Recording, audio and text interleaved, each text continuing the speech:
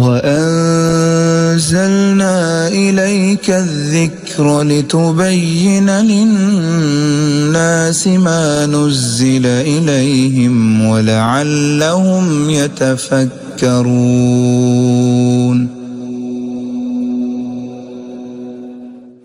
ابھی ہم شروع کر رہے ہیں سورت ہود۔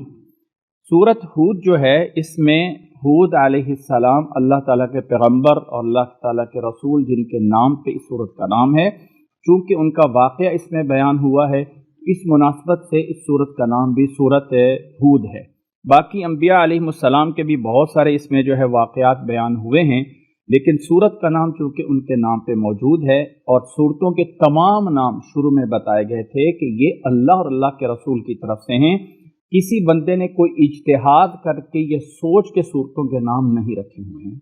تو سورت کا آغاز ہے، مکی صورت ہے، مکے والے مضامین ہیں، جس میں آخرت کا ذکر، اعتراضات کے جوابات دینا، رب کی توحید، انبیاء کے واقعات، وہ جو تفصیلی احکامات تھے، طلاق، نکاح، حج، عمرہ، خرید و فروخت، سود، لین دین، جس طرح کے سورت بقرہ میں آئے تھے، یہ مدنی صورتوں میں آتے ہیں۔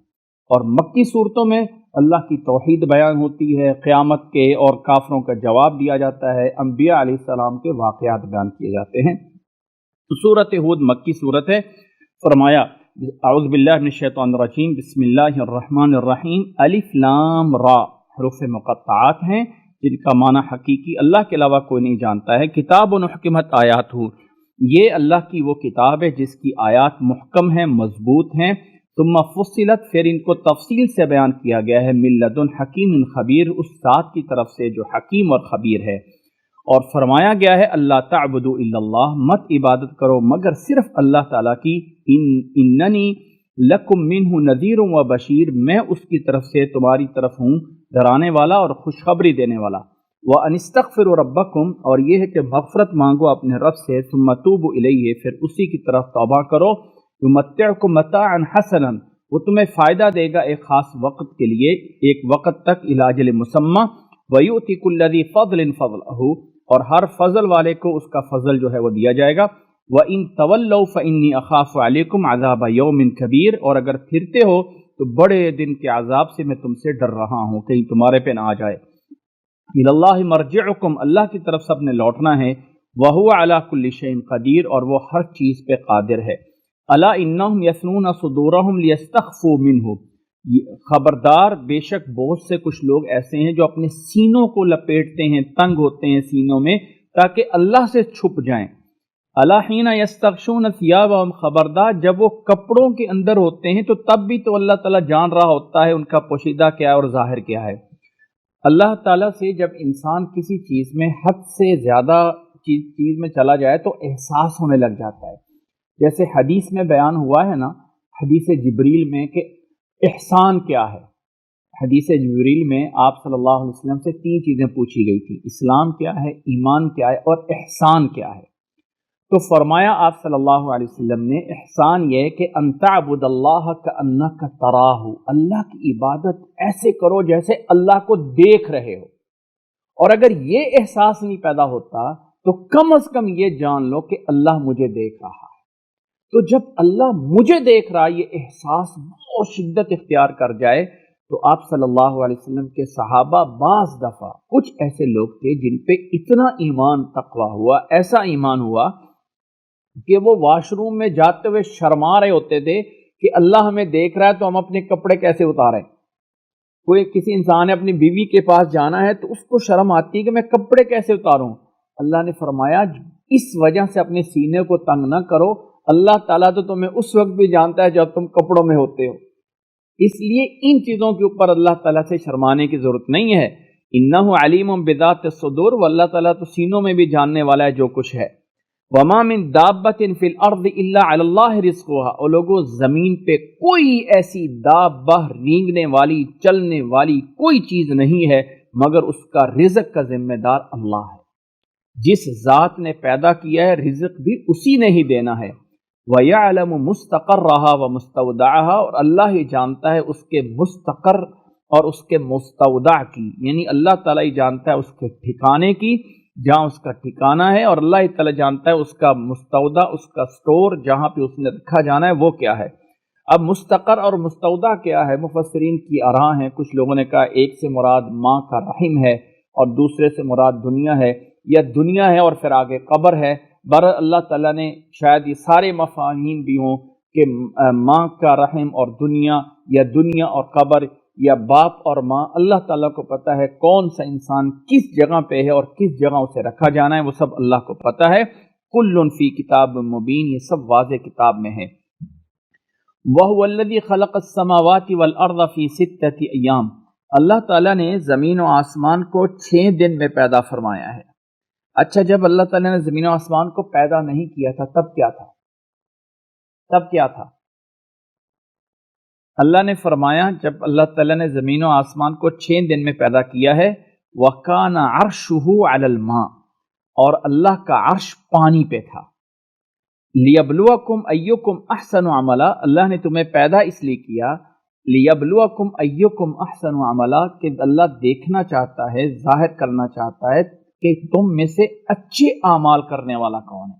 یہ نہیں کہا لیبلوکم ایکم اکثر عملا، کہ تم میں سے زیادہ اعمال کون کرتا ہے، بلکہ اللہ تعالیٰ یہ دیکھنا چاہتا ہے کہ احسن اعمال کون کرتا ہے۔ وَلَئِن قُلْتَ إِنَّكُمْ مَبْعُوثُونَ مِن بَعْدِ الْمَوْتِ، اور جب آپ انہیں کہتے ہیں کہ تمہیں موت کے بعد اٹھایا جائے گا تو کافر کہتے ہیں ان هَذَا إِلَّا سِحْرٌ مُبِينٌ، یہ تو واضح جادو ہے۔ وَلَئِنْ أَخَّرْنَا عَنْهُمُ الْعَذَابَ إِلَىٰ أُمَّةٍ مَّعْدُودَةٍ، اور جب ان کا عذاب کچھ وقت کے لیے اللہ مؤخر کرتا ہے تو کہتے ہیں کون سی چیز ہے جو عذاب کو روکے ہوئے، خبردار جس دن وہ عذاب آئے گا نا تو وہ ان سے ہٹ نہیں سکے گا۔ وَحَاقَ بِهِم مَّا كَانُوا بِهِ يَسْتَهْزِئُونَ، جو کچھ مذاق کر رہے ہیں یہی ان کے لیے عذاب بن جائے گا۔ وَلَئِنْ أَذَقْنَا الْإِنسَانَ مِنَّا رَحْمَةً، انسان کو کوئی ہم رحمت دیتے ہیں، کوئی اس کو نعمت دیتے ہیں، ثُمَّ نَزَعْنَاهَا مِنْهُ، پھر ہم اس سے وہ نعمت اگر واپس لے لیتے ہیں تو إِنَّهُ لَيَئُوسٌ كَفُورٌ، وہ یعنی مایوس ہو جاتا ہے، ناشکرا بن جاتا ہے۔ ایسا نہیں ہونا چاہیے۔ رب کی دین بھی اور رب کی لین پر دونوں پہ راضی ہونا چاہیے۔ اللہ کے نبی صلی اللہ علیہ وسلم کی دعاؤں میں سے ایک دعا ہے، اللہم انی اسألک الرضا بعد القضاء، اے اللہ جو تیرا فیصلہ ہے اس پر راضی ہونا اے اللہ مجھے عطا فرما۔ اس میں کوئی شک نہیں کہ دینا بھی اللہ تعالیٰ نے، لینا بھی اللہ تعالیٰ ہے۔ اللہ تعالیٰ جب لے لیتا ہے تو مایوس نہیں ہونا ہے، اس میں بھی رب کی کوئی حکمت ہوگی۔ یہ نہیں کہنا کہ میں ہی کیوں بیمار ہوں، میں نے کون سے کوئی گناہ کیے ہیں، میرے اوپر مصیبتیں آ رہی۔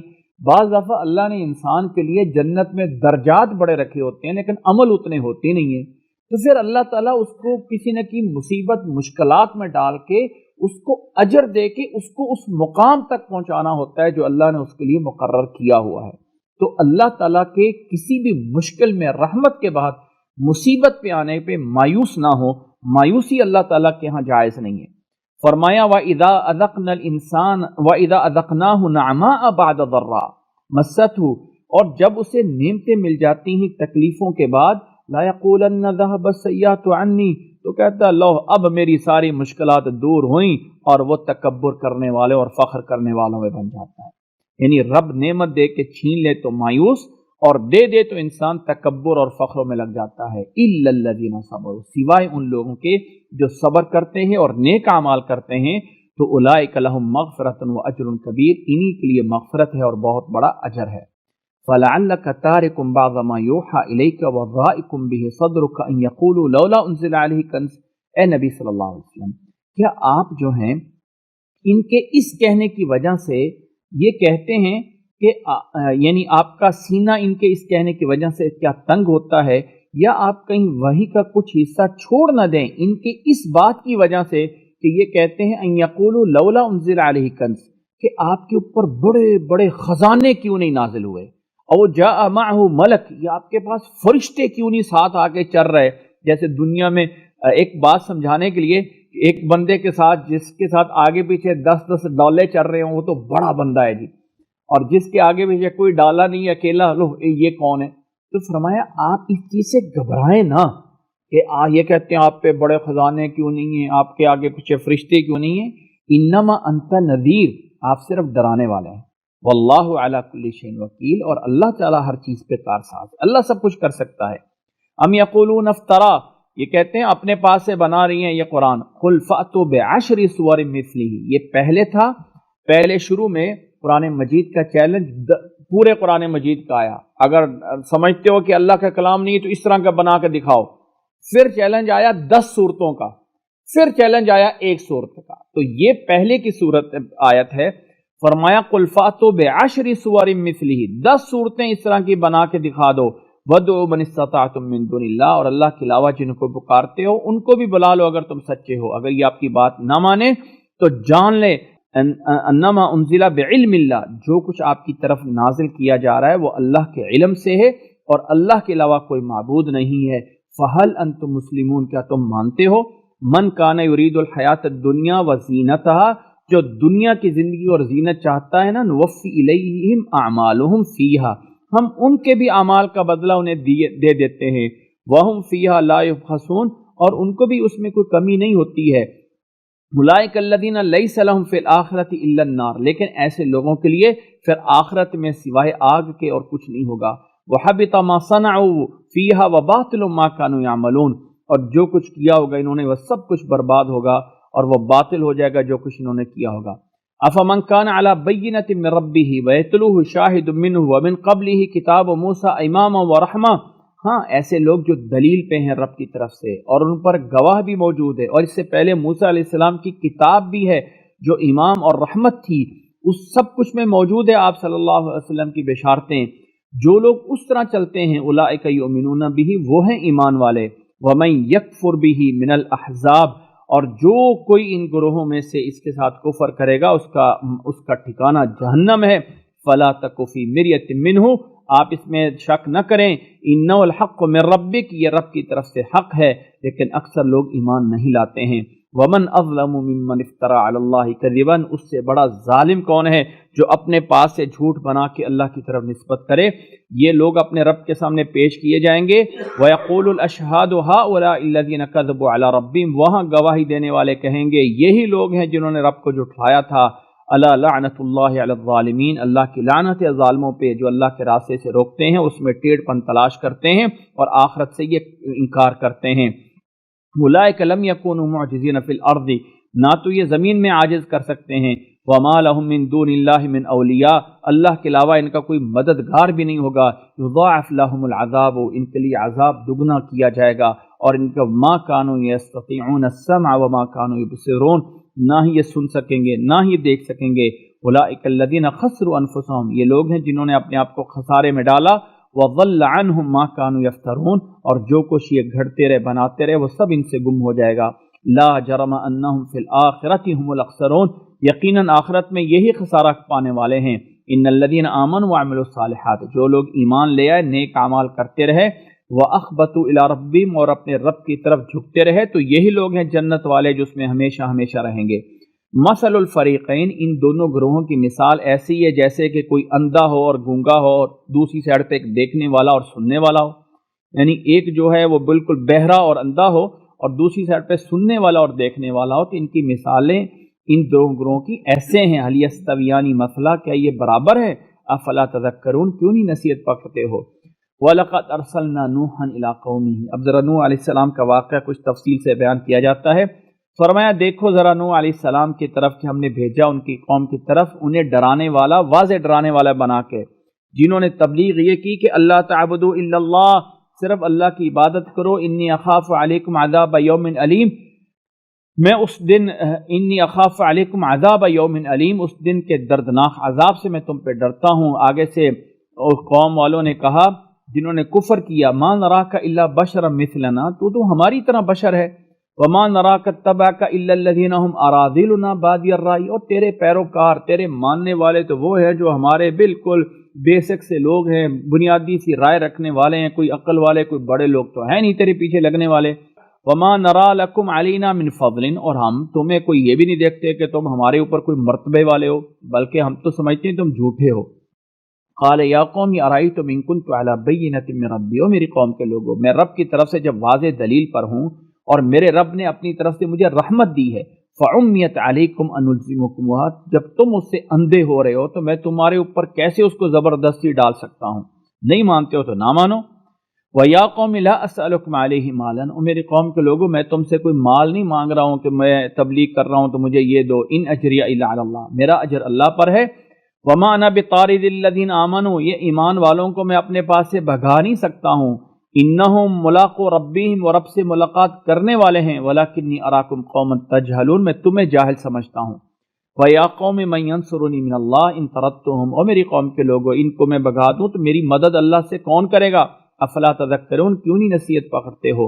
وَلَا أَقُولُ لَكُمْ عِندِي خَزَائِنُ اللَّهِ، اور میں نہیں کہتا ہوں کہ اللہ کے خزانوں کا مالک میں ہوں، وَلَا أَعْلَمُ الْغَيْبَ، اور نہ ہی میں غیب کو جانتا ہوں، وَلَا أَقُولُ إِنِّي مَلَک، اور نہ میں کوئی فرشتہ ہوں، وَلَا أَقُولُ لِلَّذِينَ تَزْدَرِي أَعْيُنُكُمْ لَن يُؤْتِيَهُمُ اللَّهُ خَيْرًا، اور جن کو تمہاری آنکھیں کہہ رہی ہیں نا کہ یہ تھوڑے لوگ ہیں، ان کے پاس کچھ نہیں ہے، میں ان کو یہ نہیں دور کر سکتا ہوں، اللہ اعلم بما فی انفسہم، اللہ تعالیٰ بہتر جانتا ہے ان کے دلوں میں کیا ہے، اگر میں نے کر دیا تو میں ظالموں میں سے ہو جاؤں گا۔ قالوا یا نوح قد جادلتنا فاکثرت جدالنا، کہتے ہیں اے نوح تو نے ہمارے ساتھ بڑا جھگڑا کر لیا ہے، فاتی بما تعدنا ان کنت من الصادقین، لے عذاب جو تو لانا چاہتا ہے اگر تو سچا ہے۔ قال انما یاتیکم باللہ، اچھا وہ عذاب بھی اللہ لائے گا انشاء، جب اللہ چاہے گا، اور تم عاجز نہیں کر سکتے ہو۔ ولا ينفعكم نصحي، میری نصیحت تمہیں اگر نفع نہیں دے رہی تو میں کیا کروں؟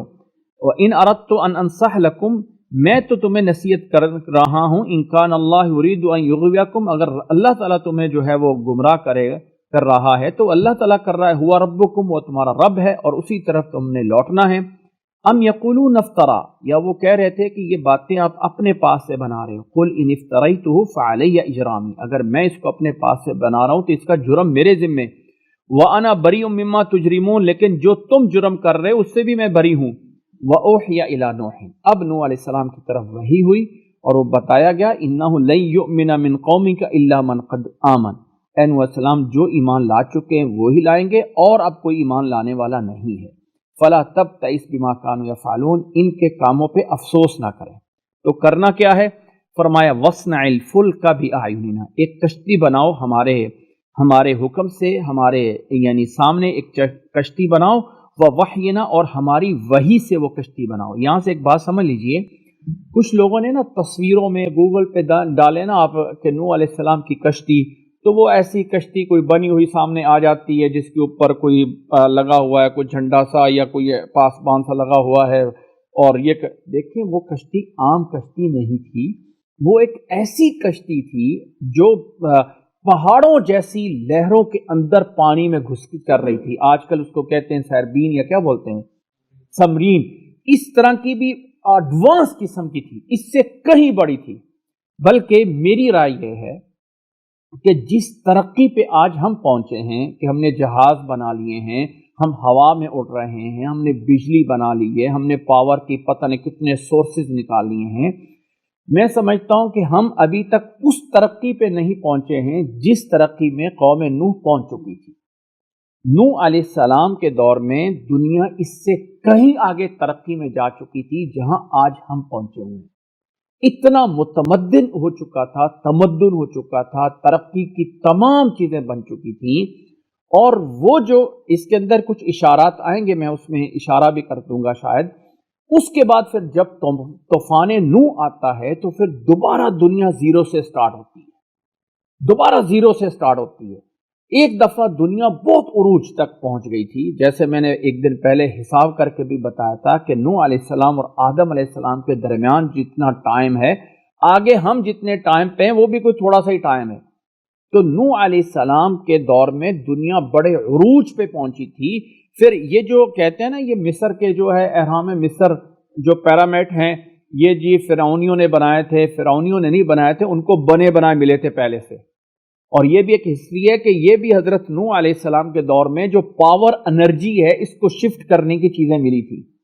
انرجی آپ کہتے ہیں کہ یہ ایک اس کا کیا نام ہے سائنسدان کا، نیکلس ہو یا کس نے، جس نے پاور کو وائرلیس میں ٹرانسفر کرنے کا وہ بنایا تھا اور صبح اپنے ہوٹل میں مارا ہوا پایا گیا تھا، اس کا نام اگر جانتے ہوں تو آپ بتا سکتے ہیں، کہ جس نے یہ ایجاد کیا تھا کہ آپ پاور کو وائرلیس میں ٹرانسفر کر سکتے ہیں، آگے بجلی کو ایک شہر سے دوسرے شہر میں بغیر وائر کے بھیج سکتے ہیں، اور اس نے تجربے کر کے دکھائے تھے، لیکن صبح وہ اپنی ہوٹل میں مارا گیا پایا گیا تھا۔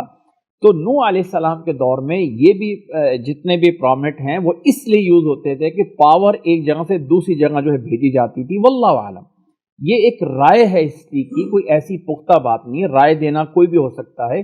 بہرحال اللہ تعالیٰ نے جب نوح علیہ السلام کو جس کشتی بنانے کا حکم دیا، وہ عام کشتی نہیں ہے جس کو ہم اپنی تصویروں میں دیکھتے ہیں، وہ اللہ تعالیٰ نے آگے سورۃ عنکبوت میں جا کے فرمایا ہے وہ آیا، وہ اللہ کی ایک نشانی تھی، یعنی بہت بڑی چیز تھی جس میں ہر نسل کا جوڑا انہوں نے بٹھایا تھا، ہر جاندار کا جوڑا جو ہے اس میں موجود تھا، انسانوں کے علاوہ باقی جانوروں کے بھی تھے، اور ان کے نکالنے کے بعد باقی دنیا کیا تھا، اللہ نے زمین و آسمان کے خلا کو پانی سے بھر دیا تھا، سب کچھ تباہ ہو گیا تھا، اور پھر دوبارہ انسانیت شروع ہوئی تھی ان لوگوں سے جو اس کشتی میں لوگ سوار تھے۔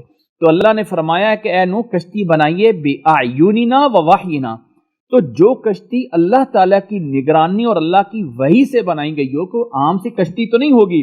وَلَا تُخَاطِبْنِي فِي الَّذِينَ ظَلَمُوا، ان ظالموں کے بارے میں مجھ سے کوئی سوال نہ کرنا، یہ سب غرق ہونے والے ہیں۔ وَيَصْنَعُ الْفُلْكَ، اور وہ کشتی جب تیار کر رہے تھے، وَكُلَّمَا مَرَّ عَلَيْهِ مَلَأٌ مِّن قَوْمِهِ سَخِرُوا مِنْهُ، تو جب قوم کے لوگ گزرتے تو مذاق کرتے، یہ کیا بنا رہے ہو؟ فرمایا اگر تم ہم سے مذاق کرتے ہو نا تو ان قریب تم سے بھی ہم مذاق کریں گے۔ فَسَوْفَ تَعْلَمُونَ، ان قریب دیکھو گے کہ عذاب کس پہ آتا ہے اور کس پہ ہمیشہ والا عذاب آتا ہے۔ حَتَّى إِذَا جَاءَ أَمْرُنَا، جب اب ہمارا حکم ہو گیا، یعنی جب کشتی تیار ہو گئی، وَفَارَ التَّنُّورُ، اور تندور پھٹ پڑا۔ اب ذرا اس سے میں یہ میری رائے ہے، اور میں سمجھتا ہوں کہ یہ صرف رائے ہے، یہ کوئی حتمی بات نہیں ہے۔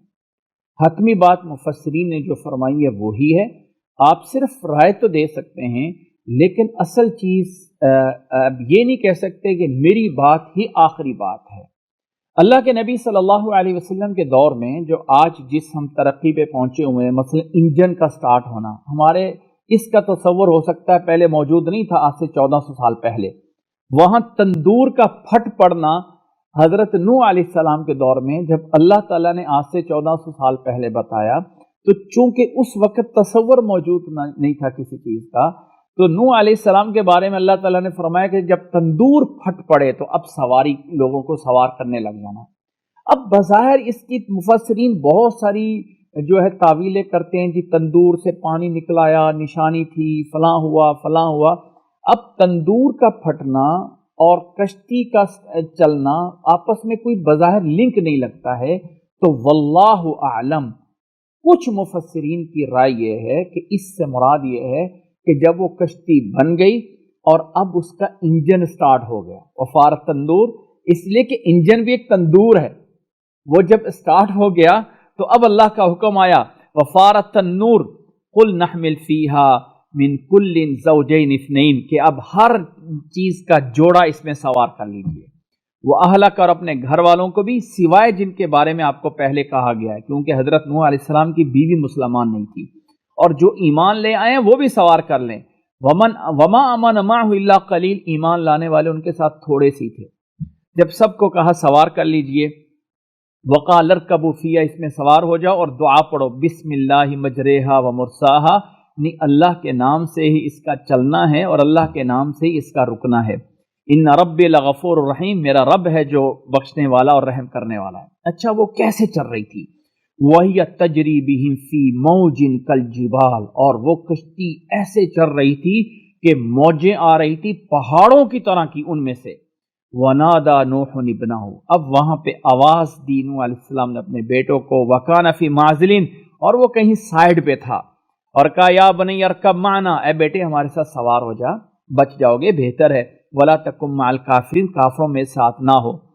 اب ظاہر ہے کہ جب سواری کی بات چل رہی تھی اور موجیں آنا شروع ہوئی تھی تو ابھی پتہ نہیں تھا کہ عذاب آنے والا ہے، وگرنہ اگر پتہ ہو کہ عذاب یکدم ہو گیا ہے تو اس کے عذاب آنے میں بھی مراحل ہیں، ٹائم ہے، جیسے پہلے تیز بارش آئی ہوگی، یا تیز جو ہے وہ دریا چل پڑا ہوگا، یہ سب کشتی میں بیٹھ گئے ہوں گے، اب ہو سکتا ہے بارشیں آتی ہوں تو رک بھی جاتی ہوں۔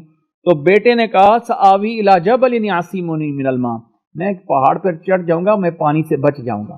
نوح علیہ السلام نے فرمایا لا عاصم اليوم من امر اللہ الا من رحم، آج اللہ کے حکم سے کوئی نہیں بچ سکتا مگر جس پہ اللہ نے رحم کیا۔ وحال بینہم الموج فکان من المغرقین، اسی دوران ایک تیز موج آئی اور درمیان میں حائل ہوگی، بیٹا جو ہے وہ غرق ہو گیا۔ اب اللہ نے حکم دیا، یعنی گویا کہ آگے سورۃ قمر میں آئے گا کہ اللہ تعالیٰ نے فرمایا ففتحنا ابواب السماء بماء منہمر وفجرنا الارض عیونا فالتقى الماء على امر قد قدر۔ اللہ تعالیٰ نے فرمایا ہم نے آسمان کے دروازے کھول دیے کہ وہاں سے پانی نیچے آ گیا، اور زمین کے بھی ہم چیزیں کھول دیں، وفجرنا الارض عیونا کہ زمین کو بھی کھول دیا، اور پھر زمین اور آسمان کا پانی درمیان میں وہاں آ کے جڑ گیا جہاں آپ کے رب کو منظور تھا۔ اب اللہ تعالیٰ نے فرمایا کہ فَفَتَحْنَا أَبْوَابَ السَّمَاءِ بِمَاءٍ مُنْهَمِرٍ وَفَجَّرْنَا الْأَرْضَ عُيُونًا فَالْتَقَى الْمَاءُ، پانی مل گیا جہاں اللہ تعالیٰ کو منظور تھا۔ سورۃ قمر میں آتا ہے۔ آج کل کا جو ہمیں سولر سسٹم یا جو ایک خلا ہمارے سامنے دکھائی جاتی ہے کہ اتنی بڑی سپیس ہے، اتنے بڑے بلیک ہول ہیں، اتنا بڑا کائنات ہے، یقیناً سب کچھ ہے، ایسا بھی ہو سکتا ہے، لیکن جو اللہ کی قدرت ہے، اللہ قدیر ہے، اللہ تعالیٰ وہ کچھ کر سکتا ہے جو ہم نہیں سوچ سکتے ہیں۔ ویسے کچھ مورخین کا یہ نظریہ بھی ہے کہ جس انداز کا ہمیں آج سولر سسٹم دکھایا جاتا ہے، اصل میں ایسا نہیں ہے، اصل میں کچھ اور چیزیں ہیں جو قرآن مجید کو دیکھ کے دیکھیں گے تو اور چیزیں ہیں۔ آسمان کے نیچے بھی پانی ہے، آسمان کے نیچے بھی بہت بڑا پانی ہے، اور اس پانی میں سے ویسے عربی میں ایک وہ بتاتے ہیں کہ عربی میں سما بولا جاتا ہے، سین کو ختم کر دیں تو باقی کیا بچے گا؟ ہاں باقی بھی پانی بچے گا۔ تو اللہ تعالیٰ کا عرش بھی پانی پہ تھا۔ آسمانوں کے اوپر کیا ہے؟ اوپر کیا ہے؟ اوپر کے اللہ عالم، اللہ کی کائنات بہت بڑی ہے۔ جیسے ہماری حیثیت اس کی ایسی ہی ہے جیسے ایک چھوٹا سا بلبلہ ہے جو پانی کے اندر جو ہے ادھر ادھر چل رہا ہے، اور ہماری ساری کائنات اس کے اندر ہے۔ اب آگے کائنات کتنی بڑی ہے اور اس بلبلے کے اندر کتنی کائنات ہے وہ اللہ بہتر جانتا ہے۔ بہرحال فرمایا کہ اللہ تعالیٰ نے فرمایا کہ پھر جب یہ سارا پانی ہو گیا، پھر جب پانی ختم ہونا تھا تو یہ اللہ کا حکم آیا، وَقِيلَ يَا أَرْضُ ابْلَعِي مَاءَكِ، اب اللہ کی طرف سے آرڈر آیا کہ اے زمین نگل جا اپنے پانی کو، وَيَا سَمَاءُ أَقْلِعِي، اور اے آسمان تھم جا، وَغِيضَ الْمَاءُ، اور سکڑ گیا پانی، وَقُضِيَ الْأَمْرُ، اور معاملہ پورا ہو گیا، وَاسْتَوَتْ عَلَى الْجُودِيِّ، اور وہ کشتی ایک جودی پہاڑ پہ آ کے رک گئی ہے۔ جودی پہاڑ کہاں ہے؟ مختلف رائے ہیں، ایک رائے یہ ہے عراق میں، اور ایک رائے یہ ہے کہ یہ جو ہے وہ ترکی میں ہے، اور ایک وہاں پہ اگر کوئی سیٹلائٹ کے امیج بھی دیکھے جائے تو وہ کہا جاتا ہے کہ اسی کے درمیان کے خطہ ہے جہاں پہ جودی پہاڑ یہ پایا جاتا ہے، جس پہ آ کے کشتی رکی تھی۔ اور ایک کشتی چلی کہاں سے تھی؟ نوح علیہ السلام کا علاقہ کہاں تھا؟ ایک رائے یہ بھی ہے کہ یہ ہمالیہ کے جو پہاڑ ہیں اور جہاں سے یہ کیٹو اور فلاں ہے، یہاں سے کشتی جاتی ہوئی وہاں اس علاقے کی طرف گئی تھی، اور وہاں بہرحال یہ تاریخی باتیں ہسٹری کی ہیں، کوئی قرآن حدیث میں نہیں ہے، اور ہسٹری اور تاریخ والوں کو آزادی ہے کہ وہ کیا بتائیں، اس کو نہ ہم سچ کہہ سکتے ہیں نہ جھوٹ کہہ سکتے ہیں کہ نوح علیہ السلام کی کشتی اسی ہندوستان والی سائڈ سے گزرتی ہوئی، دنیا کے بڑے بڑے پہاڑوں کے پاس سے گزرتی ہوئی، جب جودی پہاڑ آتا ہے عراق میں یا ترکیہ کے پاس آذربائیجان سے آگے، وہاں آ کے اس پہاڑ پہ رکی تھی اور وہاں سے اترے۔ اسی لیے پھر جو بڑا شہر، جس شہر میں نمرود آیا ہے، جس شہر میں بعد کے انبیاء نکلے ہیں، وہ بھی بابل شہر سے ہیں، اور بابل شہر بھی اسی علاقے میں بتایا جاتا ہے جہاں سے تمدن بڑا اور دنیا آگے ترقی کرتی ہے، تو وہ بھی اسی علاقے میں ہی آتا ہے۔ شاید یہ کہ نوح علیہ السلام کی کشتی جو ہے وہیں سے آ کے رکی تھی۔ بہرحال جودی کا لفظ آیا ہے قرآن مجید میں کہ جودی پہاڑ پہ آ کے رکی۔ وَقِيلَ بُعْدًا لِلْقَوْمِ الظَّالِمِينَ، اور فرمایا کہ ظالم قوم کے لیے ہی دوری اور بربادی ہے۔ اب جب کشتی کا یہ تو ایک انجام بتا دیا گیا، لیکن اب درمیان کا واقعہ یہ ہے، درمیانی واقعہ یہ ہے کہ نوح علیہ السلام نے جب دیکھا کہ بیٹا جو ہے وہ ڈوب گیا ہے تو اپنے اللہ سے دعا کرتے ہیں، فقال یا رب ان ابنی من اہلی، اے اللہ میرا بیٹا تو میرے گھر کا حصہ ہے نا، وان وعدک الحق، اور تیرا وعدہ تھا کہ تیرے گھر والوں کو بچاؤں گا، اور تو ہی احکم الحاکمین ہے، سب سے بڑا فیصلہ کرنے والا تو ہے۔ اللہ نے فرمایا یا نوح انہ لیس من اہلک، اے نوح وہ مسلمان نہیں ہوا، وہ تیرے گھرانے کا حصہ نہیں ہے، انہ عمل غیر صالح، وہ نیک عمل کرنے والا نہیں تھا، فلا تسألنی ما لیس لک بہ علم، جس چیز کا تجھے پتہ نہیں ہے وہ کیوں مانگ رہے ہو، انی اعظک ان تکون من الجاہلین، تجھے نصیحت کی جاتی کہ جاہلوں میں سے نہ بنو۔ فوری کہتے ہیں ربی قال ربی انی اعوذ بک ان اسألک ما لیس لی بہ علم، اے اللہ میں تیری پناہ مانگتا ہوں کہ تجھ سے کوئی ایسی چیز مانگ لوں جس کا مجھے پتہ نہیں ہے۔ اے اللہ تو وہی معاف کرنے والا اور رحم کرنے والا ہے، مجھے معاف کر دے، رحم فرما دے، ورنہ میں خسارہ پانے والے میں سے ہو جاؤں گا۔ اب اللہ نے فرمایا جب کشتی نیچے آتی ہے تو قیل یا نوح اہبط بسلام منا، اے نوح سلامتی کے ساتھ نیچے اتریے، برکات ہیں ہماری طرف سے آپ پر بھی اور ان تمام امتوں پہ، ان تمام لوگوں پر جو آپ کے ساتھ ہیں، وَأُمَمٌ، اور کچھ دوسری امتیں آنے والی ہیں جنہیں ہم فائدہ دیں گے اور پھر ایمان نہ لانے کی وجہ سے ان میں سے لوگوں کو عذاب بھی دیں گے۔ پھر اللہ نے فرمایا اے نبی صلی اللہ علیہ وسلم تِلْكَ مِنْ أَنْبَاءِ الْغَيْبِ، یہ غیب کی خبریں ہیں جو ہم وحی کر کے آپ کو بتا رہے ہیں، مَا كُنْتَ تَعْلَمُهُ أَنْتَ وَلَا قَوْمُكَ مِنْ قَبْلُ، جنہیں آپ بھی اور آپ کی قوم کے لوگ پہلے نہیں جانتے تھے۔ هَذَا فَاصْبِرْ، پس صبر کریں، انجام متقین کا ہے۔ وَأَنزَلْنَا إِلَيْكَ الذِّكْرَ لِتُبَيِّنَ لِلنَّاسِ مَا نُزِّلَ إِلَيْهِمْ وَلَعَلَّهُمْ يَتَفَكَّرُونَ۔